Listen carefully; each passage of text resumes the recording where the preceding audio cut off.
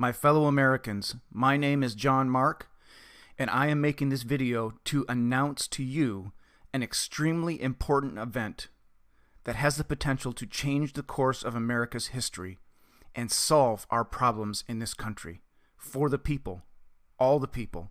America's solution is we must make some system changes. And on July 4th, 2020, in Richmond, Virginia, we are inviting you to come in person and make history with us. If you can't make it in person, we are inviting you to watch on live stream and spread the word. We are going to have the official signing of a Declaration of Reformation. In this video, I'm going to give you a brief high level of what it's all about, and more information will be coming in the next couple of weeks. Join us to make your mark on history July 4th in Richmond, Virginia. If you can't make it, you can help us publicize and push for a solution. Why do we need an event like this? Because America's conflict is now crisis. I probably don't have to explain this to any of you. The simple fact of the matter is, we are different from each other. Right-wingers, have you noticed that the left never listens to you? Left-wingers, have you noticed that the right never listens to you? People who don't consider themselves either, have you noticed that nobody really listens to anybody? It's because we're different from each other. We understand scientifically why that is. I don't really care if you understand the science of it. I care if you just recognize we're different, and the only solution to this thing is some common sense measures, some common sense system changes that allow us to separate and return more to the Founding Fathers' vision. You say what you want about the Founding Fathers, but one thing they were absolutely right about is they never envisioned what we have today in America, which is a monopoly, winner-takes-all democracy, where whoever happens to win can shove their will down the throats of 330 million people. They intended it to be more localized control of everything, especially social policy. We can return to that in a common sense way. We must separate. If we don't, this will continue to get worse and worse. Who is this event for? Any and all Americans who want to live in peace, be free of political conflict. If we implement what we're proposing here, Americans will feel like there's basically no political conflict compared to what we have today. And if you want to be free of parasitic elites that are being parasites upon all American people, right and left and everything else, this is how to do it. We are inviting leaders from all walks to converse with us in the days before this event, and anyone we can get to show up on July 4th as well for the event, share their thoughts. And these would be real leaders. Any kind of a political grifter is not going to be interested in showing up at this event, because those are the people we're going to disempower. This is not something, by the way, where we're hoping that this is going to be like voted in by Congress or something. But that doesn't matter, because if you still have your hope in that, you're delusional anyway. Obviously, the system is broken in many ways. We know how to fix it. We're inviting people from all walks of life, leaders from all across the spectrum who actually want to solve the problem. This is not an event for us to yell at each other. This is not an event for us to try to convince each other of each other's political opinions. This is an event to negotiate a separation and unify the people to get these parasitic elites off of us. I'll explain a little bit more in a minute. What exactly are we talking about here? Declaration of Reformation. What we're talking about is a very thorough, very well thought out, and this doesn't mean that we're not open to questions. The point is to have a conversation about it. But what it consists of in practicality is a document, a Declaration of Reformation, along with what I would call an updated Constitution. Now, to be clear, this is not throwing the U.S. Constitution in the trash by any stretch. In many ways, it's returning to the original intent, especially when it comes to having more localized political power instead of a big winner-takes-all national democracy. In many ways, it's returning to the original Constitution, and there's also some more specific parts, like some amendments, basically, that deal with the current situation, because obviously when the original Constitution was written, the situation was somewhat different than what we're dealing with now, and we need some things to fix what we're dealing with now and make sure it never happens again. That's what it accomplishes. It accomplishes practical system changes. It's not empty slogans. It's not false promises. It is very, very practical, very well thought out system changes. Now, I've heard a couple of people, most people never even offer any sort of solution. But recently you're seeing some people try to figure out a solution. So, for example, there was a guest on Joe Rogan's podcast the other day who was proposing we need to have better people run for president. We need to draft people who are better, who are more popular, who are better leaders, who are more honest to be our politicians. Well, I appreciate that they're trying to put a solution forward, but they're not proposing system changes. The reason we have bad leaders is because the system attracts bad people because it enables bad people to be corrupt. And it incentivizes bad people to screw over the regular people, and it enables them to do that. Okay, so we need system changes, practical system changes. I'm just going to touch on the top two really quick in this video. I'm not going to go into details. I will be putting out a video soon where I go through more of the bullet points of the basic ideas, what this Constitution actually accomplishes, how it fixes these problems. But the top two I just want to mention briefly here are separation by political geography, back to the original vision of the United States, the original model that has worked in Western civilization for thousands of years. I'm not going to go into a history lesson, but this is a very old model. We've departed from that model. That's one of the big reasons we have such conflict. It would also replace bankers with the Treasury. So let's talk about the political geography first. I just want you to look at this image. Just look at this image and remember it. Folks, our state lines are just outdated. We have all this political fighting because we have a winner-takes-all democracy with one set of rules for 330 million people. It's ludicrous. Why would anyone ever think that that would work well? And the state lines have, too many people that are different from within them. So the basic gist is you make these big Democrat cities with huge population, let them be their own independent city-states, essentially, do things however they want, and they can't dictate to the red areas, and the red areas can't dictate to the blue areas.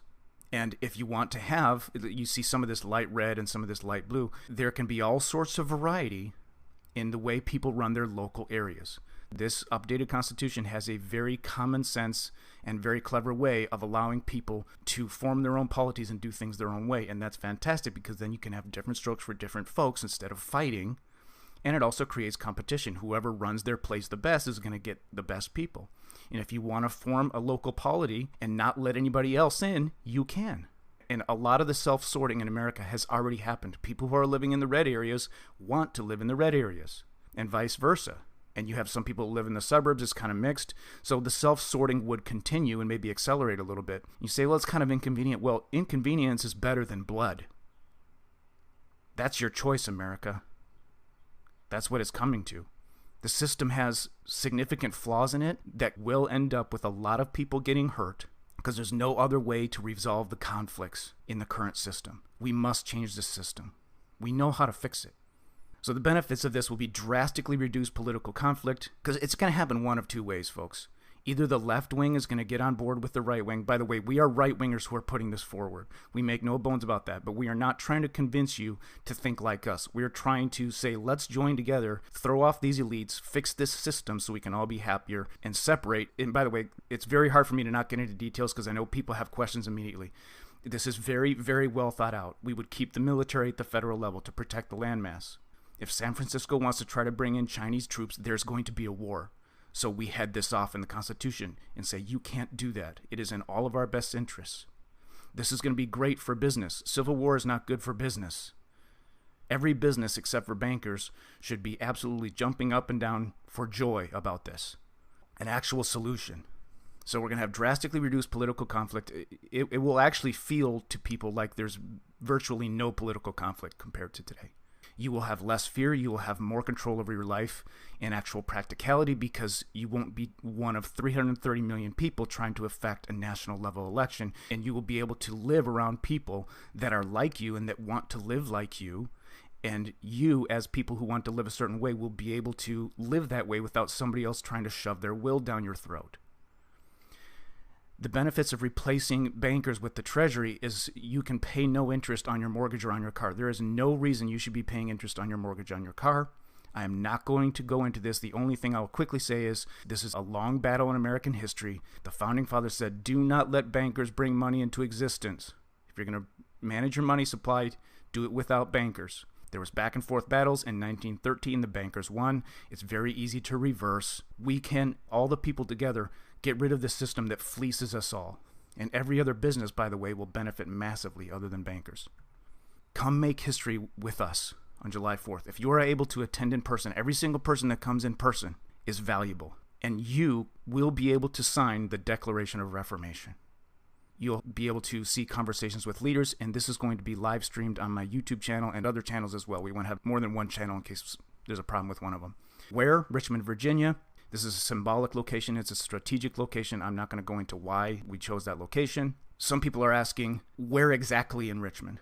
We are not going to reveal the exact location until probably a day or two before, because we want to avoid troublemakers coming. This is, let's be the adults in the room and let's put forward a solution. America is starving for this. So keep watching this channel, keep watching the mediums I'm going to share in a moment, and you will know the location. But just in general, know that it's going to be somewhere in downtown Richmond, somewhere in the center of the city. There will be security. When? July 4th?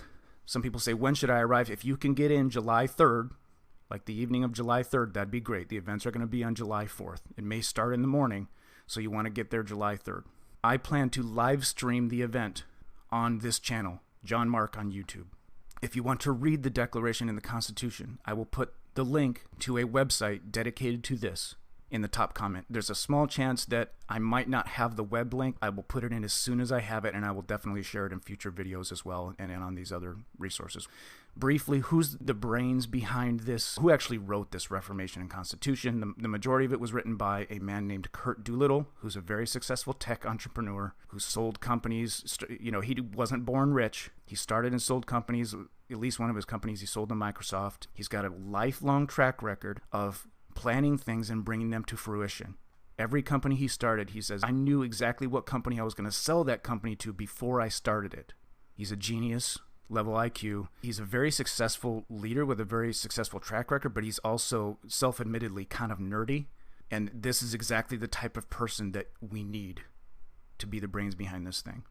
And of course, again, this is to start a conversation. If somebody has a better idea of how to do something, we're all ears. We'll have the conversation. Some people say, I want to connect more. I want to learn more about this, who you guys are, etc. There's an event page for this event on Facebook. I'll put the link in the top comment in the description. I'll also put the link to my Facebook profile, Kurt Doolittle's Facebook profile, and Brandon Hayes' Facebook profile, who is a leader who is organizing this event. You will see that we are right-wingers, but we are going to be posting mostly or largely about this upcoming event. We're not trying to convince you to be a right-winger in this push here. We're trying to put forth a solution that works for all the people, except for a handful of scumbag elites. There is going to be a GoFundMe.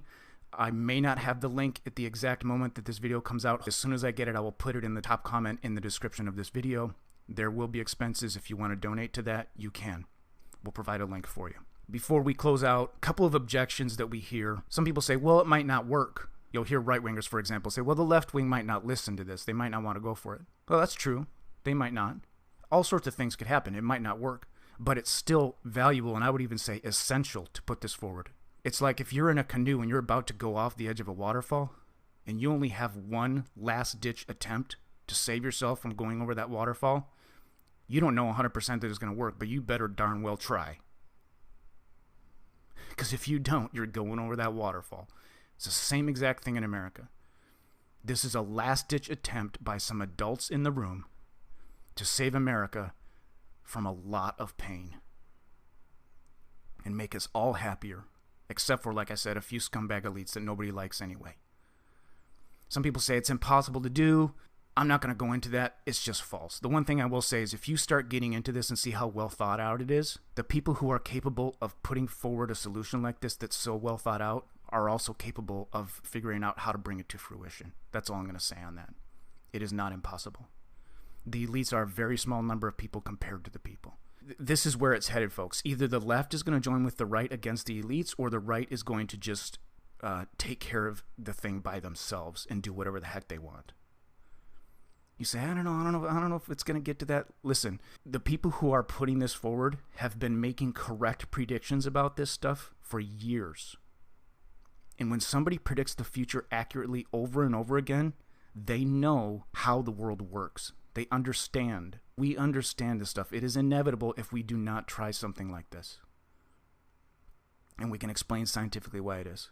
I'm going to be putting out a few videos before the 4th of July. The first one is the most important. Tuesday, Wednesday, or Thursday of next week, I will put out a video where I basically just go through some bullet points. What does this updated Constitution actually do? What are the system changes that it recommends and that it puts in place, etc.? Then on next Saturday, I'm going to be putting out a talk with Kurt Doolittle. I'm just going to get together and talk with them about some of the common questions that we hear. If you have questions, go to Facebook and ask us in the comment section of one of our posts. I may record some videos with messages to different groups and different leaders. I'd like to record a video of a message to the business leaders of America. Civil war is bad for business, and bankers are bad for every other business because they suck up all this money that could be spent on all sorts of other products and services, just charging people interest on money created out of thin air, which is immoral and evil. Join us July 4th in Richmond. If you can't be there, watch the live stream. Spread this everywhere. Share it everywhere.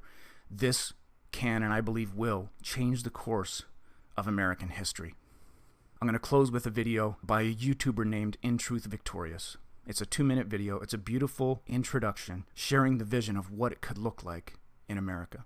A couple of quick asterisks about the video. Number one, he does come from kind of a right-wing perspective. You will sense that, but it's really a bipartisan message. And then he's slightly oversimplifying the way it would work in practicality for separating geographically by political orientation. You could have a kind of left-leaning suburban area or even rural area. There's a lot of flexibility. And so he's kind of oversimplifying it for the sake of brevity. But I want you to watch this because it shares the vision. It paints a picture. We can live together in peace. We don't have to fight with each other if we make some intelligent, well thought out, common sense system changes. Love you all. Make sure you're watching my channel and the other mediums I shared for more information in the coming days. Join us July 4th in person if you can at all make it. Spread the word. Thank you. Let's go into the video. Imagine this. There is no more electoral college. No House of Representatives. And no presidency. The Senate remains, but consists of the governors of the several states. The powers of the government are severely constrained. The federal state still maintains a military for defense, the court to resolve disputes, and the treasury for insurance. The blue cities are converted to city-states and free cities, able to customize their laws to their demands, but with no influence outside of their cities. The law prohibits all aspects of liberalism outside of free cities. They create social policy according to their own preferences, but they also bear their own costs. Some will fly to the cities, seeking a life of indulgence, while others will flee the cities, seeking trustworthy communities where they can invest for the long term.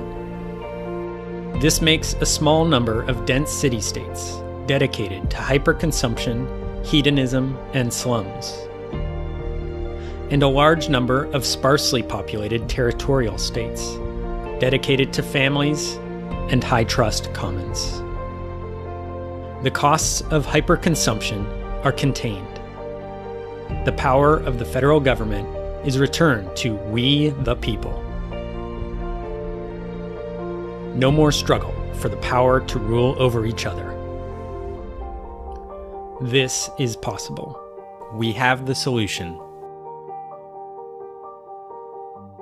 An updated constitution, the suppression of parasites and free riders, the restoration of the family, the end of propaganda and deceit, the restoration of civic life, the beautification of the commons, the restoration of economy and industry, propertarianism,